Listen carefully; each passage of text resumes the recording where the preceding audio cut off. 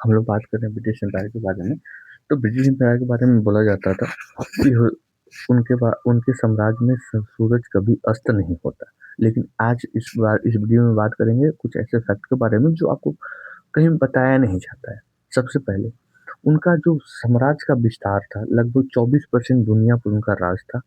57 country पर या तो प्रत्यक्ष या अप्रत्यक्ष रूप से उसे कंट्रोल करते थे या उस पर राज करते थे।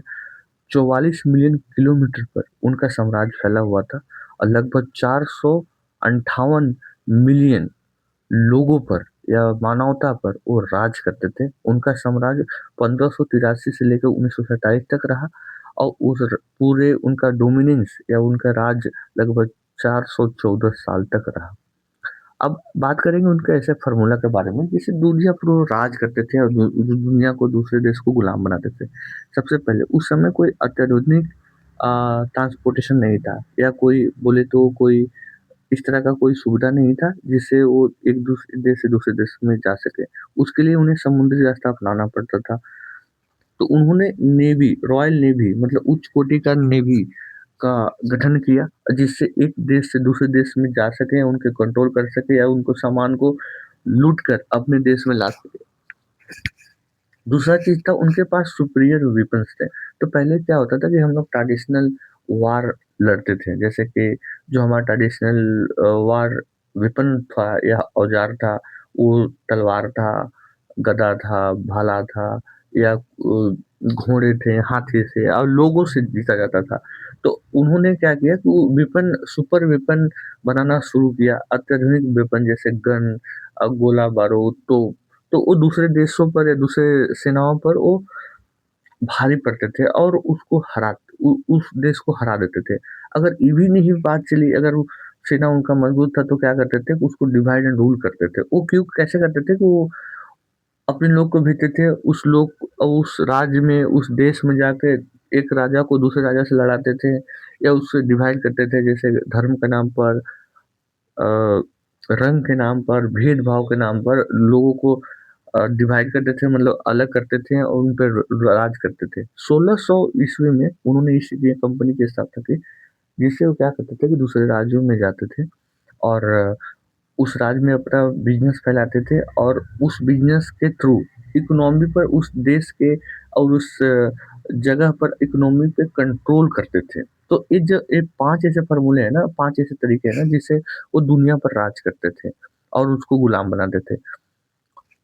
ऐसा कहा जाता है कि भारत से ही सिर्फ 45 ट्रिलियन उन्होंने लूट के ले गए। तो आप समझो कि हमारा अगर 45 ट्रिलियन भारत से लूट के ले गए तो उस समय भारत कितना अमीर देश होगा। और ऐसा कहा जाता है ना, भारत सोने की चिड़िया थी, तो बिल्कुल सोने की चिड़िया थी, लेकिन इस अंग्रेजों ने यहाँ से 45 ट्रिलियन चीजें यहाँ से लूट के ले गए। अभी भी कोहिनूर का हीरा अभी भी उनके पास है, जो उनके म्यूजियम है, उनके साम्राज्य के पास अवेलेबल है। जब वो भारत पर जब राज करने आए या भारत में जब उन्होंने आक्रमण किया, उस समय भारत की जीडीपी दुनिया के जीडीपी के हिस्सेदारी में 27% थी। तो आप समझ सकते हो कि हमारा जो जीडीपी का हिस्सेदारी था 27% था। तो हमारा देश कितना विकसित था।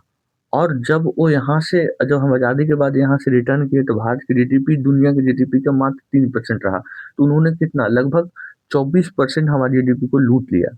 जो अभी मैंने एक नंबर बताया ना, 45 ट्रिलियन। और एक चीज जो कहीं नहीं बताया, 1943 में हमारे देश के जो भी अनाज है यहाँ से ले गए। उस समय हमारे देश के लोग 3 बिलियन लोग, हमारे 3 मिलियन पीपुल, हमारे जो इंडियंस थे वो उनको जान गंवाना पड़ेगा भूखमरी के कारण। तो एक one of the worst of the history रहा हमारा उनके साथ। और बहुत ही क्रूरल थे जालिया बाग, बहुत ऐसे आपने दोनों सीखा देखा होगा, सुना होगा। उन्होंने भारत में पहला रेल नेटवर्क बनाया, वो हमारे लिए नहीं था, वो उनके लिए था कि ताकि एक दूसरे से दूसरी जगह जा सके, टूर का ट्रांसपोर्टेशन सही हो सके और उस सामान को यहाँ से वहाँ लाया जा सके ताकि उस सामान को ब्रिटेन भेजा जा सके। तो हमारे लिए नहीं था उनका। हमारे देश पर 200 साल का राज रहा और उसमें 1757 लड़ाई लड़ी और तब जाके हमें 1947 में हमें आज़ादी मिली। तो आप समझ सकते हो आज़ादी कितनी मुश्किल से मिली है। तो जब तक ये जानेंगे नहीं तब तक हम आज़ादी को वैल्यू नहीं कर पाएंगे। अब कुछ ऐसे फैक्ट के बारे में बात करते हैं जो आपको स्कूल या कहीं पढ़ाया या दिखाया नहीं जाता। सबसे पहले 90% दुनिया पर उन्होंने राज किया, प्रत्यक्ष या अप्रत्यक्ष रूप से 3 बिलियन लोगों पर उन्होंने राज किया अपने शासनकाल में। आज तक जो भी उन्होंने क्रूरता की है, जो भी जघन्य अपराध किया, उसके लिए उन्होंने न कहीं वर्ल्ड से पे माफ़ी माँगी, ना कोई हर्जाना दिया है। 1600 में ईस्ट इंडिया कंपनी की स्थापना की। आपको पहले मैंने बताया कि ईस्ट इंडिया कंपनी से वो बिज़नेस करने जाते थे, इकोनॉमी का कंट्रोल करते थे, उसके बाद उस देश को गुलाम बना लेते थे। 1947 में हांगकांग एक सबसे लास्ट ब्रिटिश कॉलोनी था जिसको आज़ादी मिली और वो चाइना में सम्मानित हो गया, मर्ज हो गया। हर एम्पायर का ना ऐसा बोला जाता है कि sun never set in the British Empire but sun has actually set. उन हर साम्राज्य का अंत होता है और उसका अंत की शुरुआत 1736 में हुआ जब यूएसए ने अपना आज़ादी ली उनसे। वो 1857 में भारत में बहुत अधिक विद्रोह हुआ उनके खिलाफ और उस समय हम भारत के लोग उनके खिलाफ बहुत विद्रोह करने लगे और उस दरमियान 1914 से लेकर 18 तक वर्ल्ड वॉर वन हुआ जिसमें उनका बहुत सारा पैसा और उनके सोल्जर मारे गए तो वो बहुत कमजोर होते चले गए और फाइनली हमें 1947 में हमारी आज़ादी मिली और हम आज़ाद हुए उनसे।